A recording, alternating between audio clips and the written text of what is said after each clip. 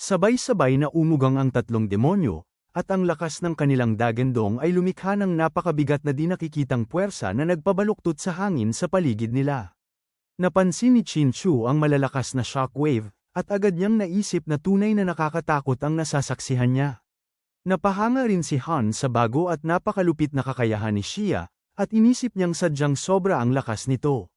Hinarap ng Cursed Tyrant ang napakabigat na pressure na parang isang bundok mula sa tatlong demonyo, ngunit sa halip na umatras ay nagpakawala pa ito ng isang nakakapangilabot na tawa at agad na ginamit ang kanyang pinakahuling galaw na Sand Abyss Rage. Bumuo ang halimaw ng isang marahas na ay-poy-po ng napakatalam na buhangin na lumamon sa buong paligid. Nagbigay ang kakayahang iyon ng pinsalang katumbas ng 120% ng attack power, dagdag pa ang 1.5% ng maximum HP bawat segundo. Naging isa itong tunay na bitag ng kamatayan dahil pinabagal nito ang galaw ng sinumang nasa loob ng 60%, habang may mga naglilitawang buhawi na anumang oras ay kayang itapon sa himpapawid ang mga kalaban nang walang kalaban-laban. Natarante si Hank at agad niyang hinanap kung ano ang dapat nilang gawin. Nagpumiglas si Chinchu laban sa napakalakas na hangin, ngunit halos hindi siya makagalaw. Bumagsak si Xia sa kanyang mga tuhod dahil sa bigat ng puwersang sumisiksik sa lupa, at hindi na niya halos mapanatili ang pagtayo. Nanatiling kalmado si Lu Fan sa gitna ng kaguluhan, at ang kanyang tindig ay parang tahimik na lawa na hindi naaapektuhan ng unos. Pinayuhan niya ang lahat na magpahinga lamang at huwag magpanik. Hindi pa man siya lubusang natatapos, isang dambuhalang martilyo na ang humataw sa mukha ng boss. Umalingaw-ngaw ang napakalakas na pagsabog ng tama, at tumilapon paatras ang Cursed Tyrant dahil sa bagsik ng impact. Sinamantala ng tatlong Earth Madness Demon ang pagkakataon at sabay-sabay na sumugod na parang mga mababangis na halimaw na pinakawalan mula sa impyerno. Nakatayo lamang si Lu Fan habang nakapasok ang mga kamay sa bulsa, at ang anyo niya ay parang isang VIP na nanunood lang ng palabas. Bumalik ang martilyo na parang boomerang at eksaktong lumapag muli sa mahigpit na hawak ng demonyo.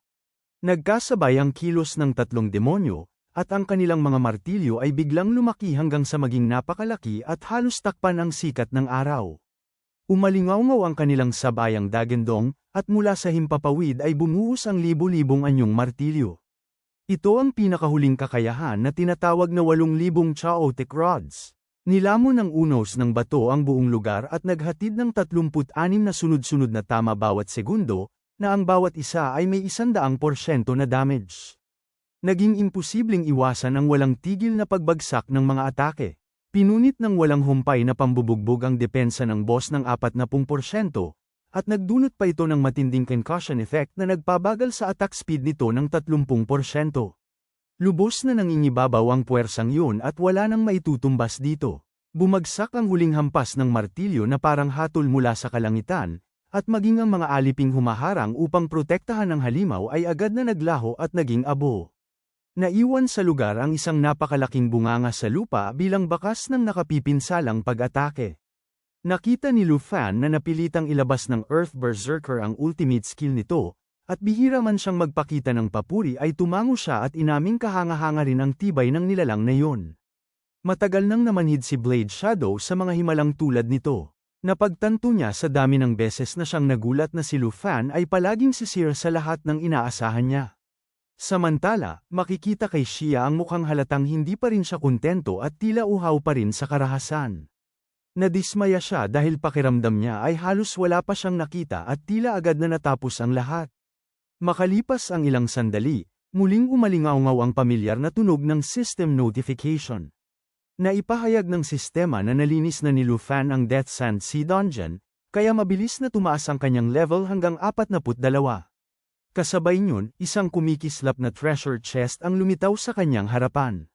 Naisip ni Lu Fan kung anong klaseng napakataas na gantimpala ang ipagkakaloob sa kanya ng sistema sa pagkakataong ito. Pagkabukas niya sa kahon, ang unang lumitaw ay isang magic scroll na nag-aalis ng level requirement sa mga kagamitan. Napangisi siya sa loob-loob dahil yun mismo ang kailangan niya, at ang item na yun ay parabang nagligtas sa kanya mula sa napakalaking gastusin sa pagpapalakas ng kagamitan. Sumunod na lumitaw ang isang paper doll na ginagamit sa paghahanap ng mga espesyal na item. Ang gamit na yun ay nagbibigay ng patnubay upang matukoy ang lokasyon ng target na bagay. Isa itong consumable item na hanggang 3 beses lamang magagamit, at para lamang ito sa mga may awakened job. Habang tinititigan yun, nabalot si Lufan ng kasiyahan at kasiyahan ang laman ng kanyang isip. Naisip niya na perpekto ang item na yun para kay Xia Fei.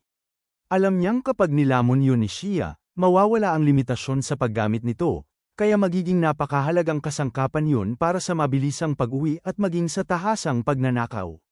Sumunod na gantimpala ang isang cooking blueprint para sa Soaring Taffy.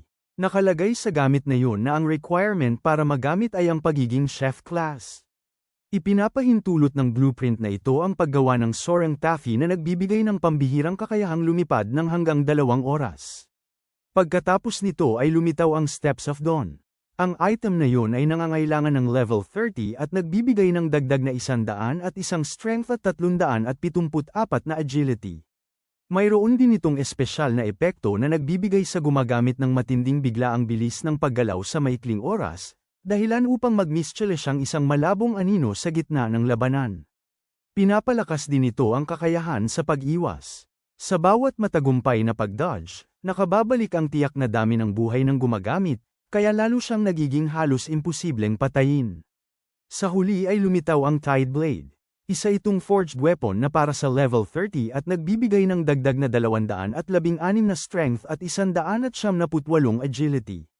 May espesyal din itong epekto kung saan maaaring magpatawag ang may hawak ng isang kalasag na binubuo ng purong water element sa maikling sandali upang lubusang hadlangan ang mga pag-atake ng kalaban.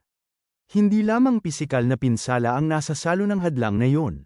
Naibabalik din ito ang water attribute destruction sa sinumang handgal na manggahas na damay-kit dito. Matapos suriin ang lahat ng laman, hinarap ni Lufan ang kanyang grupo at inihayag na kukunin niya ang scroll at ang paper doll. Ipinaubaya niya ang natitirang mga gamit sa sinumang akmaang klase para sa mga yon. Ipinaalala rin niya na maaari naman nilang ulit-ulitin ang dungeon na yon, kaya tiwala siyang darating ang oras na makukuha rin ng bawat isa ang gear na nais nila. Masayang-masaya ang buong koponan sa naging hatian. Nagpahayag si Blade Shadow ng buong pagsunod at nilinaw niyang susunod sila sa magiging pasya ni Lufan. Hindi naman maitago ni Xia ang nanginginig na pananabik sa kanyang katawan. Agad niyang ipinakita ang matinding excitement at malinaw na gusto niyang ulitin agad ang raid.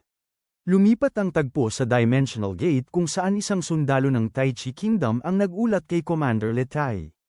Ipinaalam ng sundalo na nakapagpadala na sila ng unit upang tugisin ang takas na babae. Nagutos ang commander sa kanyang tauhan na iparating kay Lord Jin na lubusan ng nalinis ang Godbone Forest. Ipinagutos din niya na hintayin nila ang paglabas ni Lufan upang sabay nilang mahuli ito at ang mga kasama nito. Tinanggap ng sundalo ang utos at tumugon ng may pagsunod.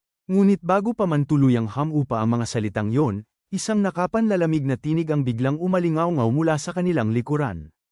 Kasabay nito, sumabog ang mga galame at sinipsip ang buhay ng patay na sundalo. Nagpakita ang bagong dating at inihayag na siya mismo ang papatay kay Lufan. Pagkakita kay Xian na biglang nag-materialize, agad na lumuhad ang dalawang lalaki at yumuko ng buong paggalang. Malinaw na tinanggap nila ang pagdating ng kanilang Panginoon ng may lubos na pagsamba. Naglabas si Xian ng isang malamig at mabagsik na utos. Iniutos niyang palabasin ang massacre na yun ay gawa ng mga ereheng sumasamba sa sinaunang mga Diyos. Lalong umitim sa mali siya ang kanyang ekspresyon habang mahigpit niyang ipinag-utos na huwag hahayaang malaman ng Dragon Kingdom na sila ang may pakana sa likod ng pangyayari.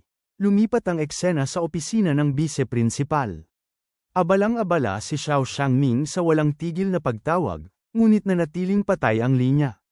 Hinaplos niya ang kanyang balbas habang litong-lito sa nangyayari. Nagtaka siya kung bakit hindi siya makakonekta. Muli siyang tumawag sa ibang numero. Nang may sumagot na sa linya, agad siyang nagsalita ng may pagmamadali at nagpakilalang siya si Xiao Xiangming mula sa Longtu Academy. Nais niyang alamin kung si Instructor Guhan ay naka-duty pa rin sa Death Sand Sea Outpost. Nagatubili ang tinig sa kabilang linya, at dahil sa kakaibang tono nito ay agad tumayo si Xiangming mula sa kanyang upuan sa sobrang pagkabahala. Agad niyang naramdaman na may malaking nangyari at inisip kung inatake ba ng mga heretic ang kanilang outpost. Kinumpirma ng opisyal na yun nga ang nangyari. Ipinaliwanag ng opisyal na ipinaalam ng Tai Chi Kingdom na naging aktibo ang mga heretic cult sa iba't ibang panig ng mundo at kamakailan lamang ay sinalakay nila ang kanilang outpost. Sinabi rin ng opisyal na wala ni isang nakaligtas sa pag-atake. Nautal si Xiang Ming sa labis na pagkabigla at hindi siya makapaniwalang posible ang ganoong trahedya. Napansin ng opisyal ang kanyang pagkapanghina kaya agad niya itong pinakalma. Pinayuhan niya si Vice Principal Xiao na manatiling kalmado at siguraduhing hindi mababahala ang mga guro at estudyante. Ipinaalam din niya na kasalukuyang biniberipika ng Border Defense Division ang impormasyong natanggap nila. Mahinang tinanggap ni Xiang Ming ang paliwanag, ngunit ramdam na ramdam pa rin niya ang paglubog ng kanyang puso sa bigat ng sitwasyon.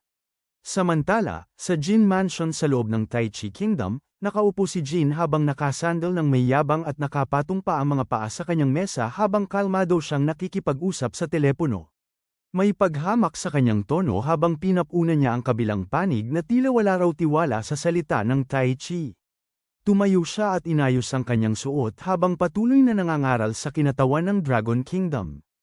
Ipinaalala niya na napakalayo ng Death Sand Sea, at kahit pa raw mga Diyos ang ipadala ng Dragon Kingdom ay aabutin pa rin yon ng ilang linggo bago marating. Ipinahiwatig niya na kung wala nang iba pang sasabihin ang kabilang panig ay maaari na nilang tapusin ang tawag. Sa mismong sandaling yon, nagmamadaling pumasok ang kanyang sekretarya, at halatang namumutla at natataranta ito. Agad itong tinawag ng sekretarya bilang Pangulong Jin at ipinaalam na nagpadala ang Dragon Kingdom ng 2 dokumento. Pagsulyap ni Jin sa magulong anyo ng sekretarya, agad siyang sumimangot dahil sa nakita niyang kawalan ng ayos nito. Pinagalitan niya ito dahil sa labis na pagkataranta at agad ding inusisa kung ano ang nilalaman ng mensahe ng Dragon Kingdom. Yumuko ng 70 degree ang sekretarya habang nanginginig na iniabot ang liham. Humingi siya ng paumanhin at sinabi niyang ang mga dokumentong iyon ay mula kina Han Fei at Tu Jing. Biglang nayanig si Jin nang marinig ang mga pangalang iyon. Agad niyang sinunggaban ang liham at mabilis na binasa ang nilalaman nito. Nais niyang malaman kung ano ang tunay na pakay ng dalawang yun. Ipinaliwanag ng sekretarya ang susunod na detalye. Pinulaan ni Han Fei ang naging investigasyon nila tungkol sa mga heretic at tahasan niya itong tinawag na walang kakayahan. Upang matuklasan ang katotohanan, ipinadala niya mismo si Tu Jing upang manguna sa pagsisiyasat. Nag-iwas ng tingin ng sekretarya habang ibinabalita ang susunod na mas mabigat na detalye. Ipinaalam niya na ipinakilos na ni Tu Jing ang Lion Core. Sinabi rin niya na unti-unti nang nagtitipon ng hukbo sa hangganan. Idinagdag pa niya na kung sakaling magkaroon ng anumang alitan, umaasa si Tu Jing na maiintindihan yon ng Tai Chi Kingdom. Pagkarinig nito, agad na dinurog ni Jinan ang liham sa kanyang kamao habang kumukulo sa galit ang kanyang dibdib. Itinuring niya ang mensahe bilang maruming diplomasya at malinaw na pagbabanta. Nauunawaan niyang tuwira ng sinasabi ng Dragon Kingdom na kapag hinaranggan sila ng Tai Chi Kingdom, ang kasunod nito ay digmaan. Mahinang nagsalita ang sekretarya habang kinakabahan sa bigat ng sitwasyon. Ipinaalala niya na hindi nila kayang makipagsabayan sa Lion Core ng Dragon Kingdom. Lalong kumitid ang mga mata ni Jinan habang pinipigil ang nag-aalab na tensyon sa kanyang loob. Nagpasya siyang hindi nila maaaring hayaan na mapigilan ang plano ni Lord Xian. Agad siyang naglabas ng sunod-sunod na utos. Inatasan niya ang sekretarya na ipag-utos kay Li Tai ng Six Gods Legion na harangin ang mensaheng nakalaan para sa pambansang bayani. Kasabay nito, iniutos din niya ang agarang pagpapakilo sa God Destroyer Legion patungo sa hangganan upang pigilan at ubusin ang oras ng Lion Core. Mabigat at madilim ang tono ng kanyang boses habang ipinapaliwanag ang tunay niyang pakay. Kailangan lamang nilang makabili ng sapat na oras upang mapatay si Lu Fan. Naniwala siya na kapag namatay si Lu Fan, mawawala rin ang lahat ng ebidensya. Naisip niya na maaaring mag-imbestiga ang Dragon Kingdom tungkol sa mga heretic, ngunit kung walang mapatutunayang ebidensya ay hindi sila makapagdedeklara ng digmaan laban sa Tai Chi Kingdom. Hindi na nang ahas pang tumutol ang sekretarya. Tahimik niyang tinanggap ang utos at naghanda ng umalis. Bago siya tuluyang makalayo, muling sumigaw si Jinan at ibinigay ang pinakamahalagang habilin. Mahigpit niyang iniutos na dapat mamatay si Lu Fan anuman ang mangyari. Nilinaw niyang hindi sila maaaring magkamali kahit isang beses. Sa loob naman ng dungeon, Unti-unti nang naramdaman ni Xian ang pagod mula sa walang tigil na pagra-raid. Humabang kanyang hikab at nagreklamo siya sa sobrang nakakapagod na paulit-ulit na paglilinis sa dungeon na yun. Naisip niyang mas mabuting kumain na lamang sila ng masarap at magpahinga para sa gabi. Namula si Qin Shu dahil alam niyang sa susunod na araw ay muli na naman siyang aasa sa lakas ni Lu Fan. Hindi naman nabahala si Lu Fan at ngumiti lamang siya ng magaang. Ikinumpara pa niya yon sa simpleng paglalakad na natural ding kumakain ng lakas. Ngunit sa mismong sandaling lumabas sila sa portal, nabasag agad ang masayang pakiramdam ng grupo. Bumulaga sa kanila ang tambak-tambak na bangkay. Hanggang dito na lang muna mga bossing. Kung gusto mong subaybayan ang kwentong ito, mag-like, comment, at subscribe at i-hit mo na rin ang notification bell para ikaw ang unang makapanood pag may bago tayong upload. Kita-kits sa susunod mga boss.